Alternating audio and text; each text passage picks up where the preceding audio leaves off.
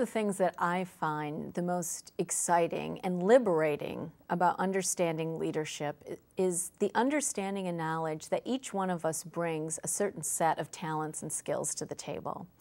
And that as a leader, my job is not to have mastered all of the varieties of talents and skills that are needed to create change.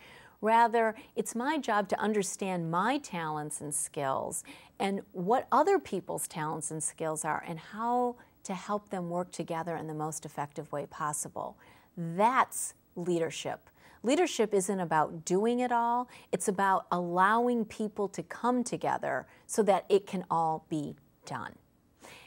As a leader, I'm going to walk you through the different parts of creating the plan, and you will start to see that different people are going to bring those different talents and skills to the table so that you can access them to put the plan together that you want and that you need and that will make it an actuality. The first part of the change process is understanding what's the vision. We've talked about that in terms of how you connect to it. It's also understanding now how to build the plan that connects everyone to the change that you want to create. The vision is really about understanding the big picture needs and understanding how that impacts people. What change does need to happen? I understand that democracy needs to be seeded and needs to be nurtured and needs to grow. What does that really mean? How is that going to look in your community? How is that going to work in your city? What does that mean for your neighborhood? What is that vision of how it looks? And the talents and skills that need to come forward in this piece are not only the big picture, it's also the piece to connect with the people who are going to be affected by the change. And the more that you know and understand those two pieces as a part of your vision, the more that it will be on target for what it is that you want to do. The next part of the plan is the strategy. And as somebody who has a strategic intelligence, it's also my favorite part. What this piece of the plan does is it helps us to understand how all of the pieces come together. What is necessary to achieve the vision?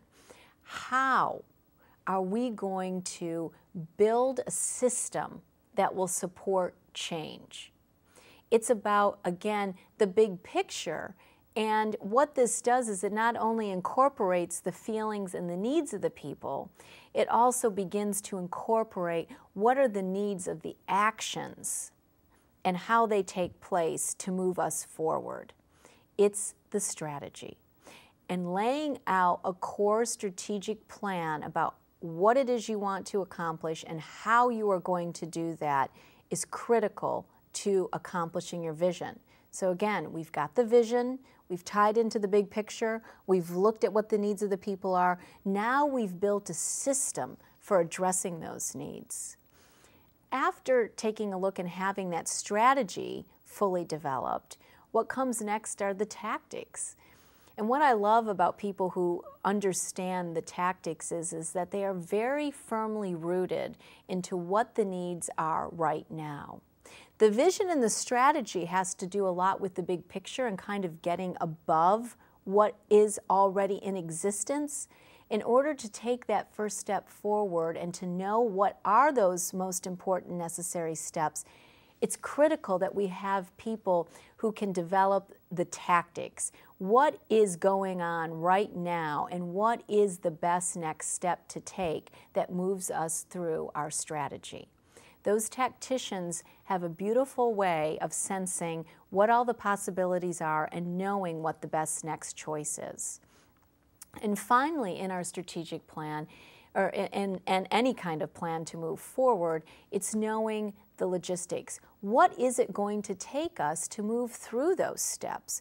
How many people are we going to need? What kind of resources are required? When are we going to be able to pull it all together? And how can we make each one of these steps happen?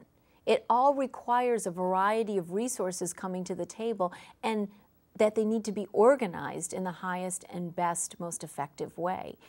People and a part of the plan that understand logistics really know how to make things happen. I call this part of the plan and the people who lead from a logistical perspective the engines of our societies, because they really know how to make it happen and enjoy it. So as a part of creating the plan, it's also drawing together the people who can contribute the leadership strengths, those talents, in each one of these 4 areas. The vision to know what's needed and to know how people feel about what's needed and to draw the people to the table. What is that message that is going to bring people toward us?